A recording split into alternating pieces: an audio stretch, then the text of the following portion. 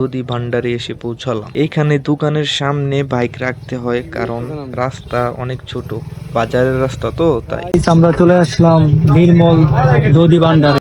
এই কাকু ছোট থেকে এই পর্যন্ত দুধের কাজই করে আসছে, বুঝতেই পারছেন কত অভিজ্ঞতা কাকুর। অরিজিনাল হাইজেনিক দুধ দিয়ে কাকু মালাই দুধ ও মাঠা তৈরি করে থাকেন। আলামিন কাকুর সাথে কথা বলতেছিল, আর এইখানে আমি মাঠা সার্ভ করার স্টাইল দেখে পুরাই অবাক, খুবই স্যাটিসফাইং লাগে দেখতে। তো আমি আলামিনকে ডেকে আনলাম এটা দেখার জন্য।